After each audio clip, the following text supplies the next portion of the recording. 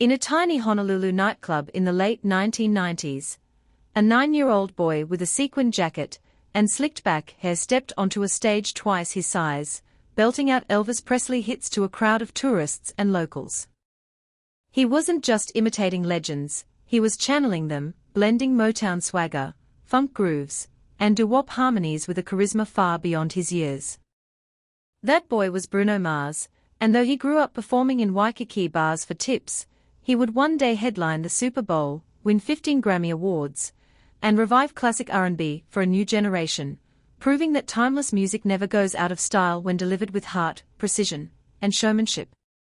Born Peter Jean Hernandez on October 8, 1985, in Honolulu, Hawaii, Bruno was immersed in music from birth.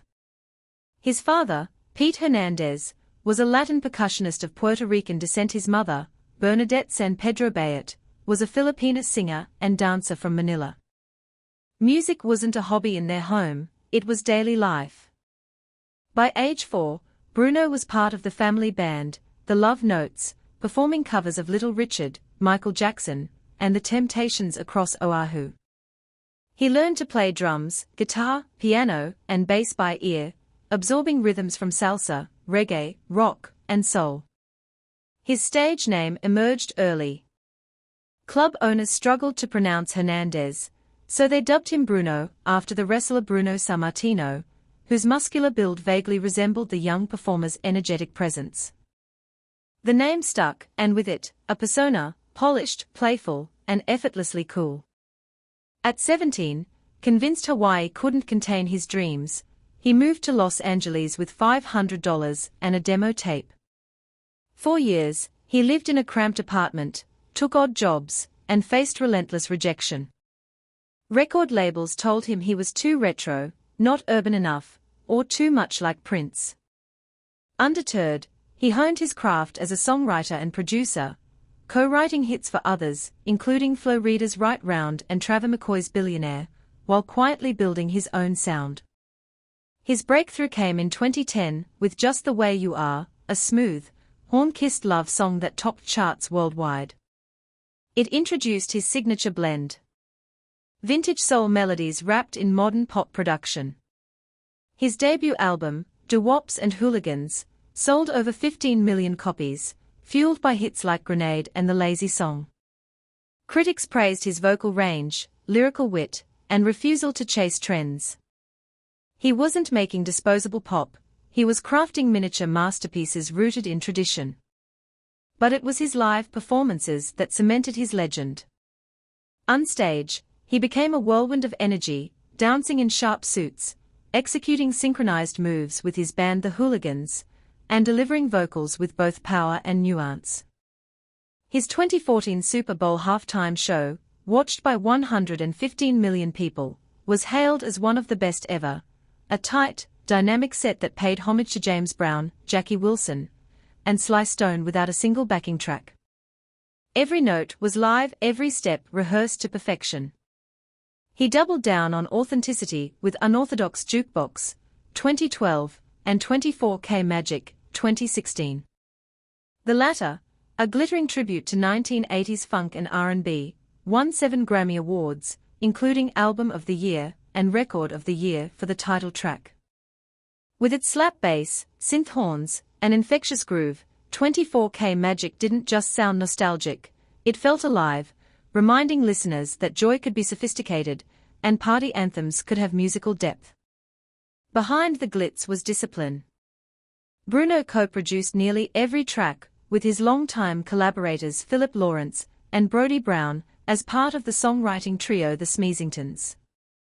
They studied classic albums like Off the Wall and What's Going On, dissecting arrangements and vocal layering. He insisted on live instrumentation, rejecting auto-tune and digital shortcuts. In an era of bedroom producers and viral snippets, he championed musicianship, hiring session legends and rehearsing for weeks before tours. His personal life remained largely private. Unlike many pop stars, he avoided social media drama, rarely gave tabloid interviews, and kept relationships out of the spotlight. He dated model Jessica Cabon for over a decade, valuing stability over spectacle. He lives between Los Angeles and Las Vegas, where he launched a long-running residency at Park MGM, a throwback to the golden age of Rat Pack entertainment, complete with lounge seating, cocktails, and seamless 90-minute sets. He also gave back quietly. He donated millions to Hawaii relief efforts after volcanic eruptions and hurricanes, funded music programs in underserved schools, and supported Filipino community initiatives in honor of his mother. He rarely publicized these acts, believing charity should be silent.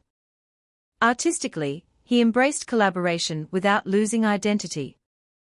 His work with Mark Ronson on Uptown Funk became one of the best-selling singles of all time, a global phenomenon that spent 14 weeks at No. 1 in the US. And won Record of the Year at the Grammys. Yet he never let features overshadow his solo vision. Even in duets, like Die With a Smile with Lady Gaga, he maintained his sonic fingerprint. Warm vocals, tight harmonies, and rhythmic precision. Now in his late 30s, Bruno Mars continues to evolve. His 2024 collaboration with Anderson .Paak as Silk Sonic, a retro soul duo channeling Marvin Gaye and Curtis Mayfield, earned critical acclaim and revived interest in analog recording. Their album An Evening with Silk Sonic won multiple Grammys and proved that slow jams and falsetto harmonies still resonate in the streaming age. What makes Bruno enduring is his reverence for craft. He doesn't chase algorithms or TikTok trends. He writes songs meant to last, songs that sound as fresh on vinyl as they do on Spotify. He believes in the album as an experience, the concert as theater, and the voice as an instrument of emotional truth. In a pop landscape often dominated by confessional lyrics and digital production, Bruno Mars stands apart, not by rejecting modernity, but by enriching it with history. He didn't invent a new sound, he resurrected a forgotten one, and made it feel urgent again.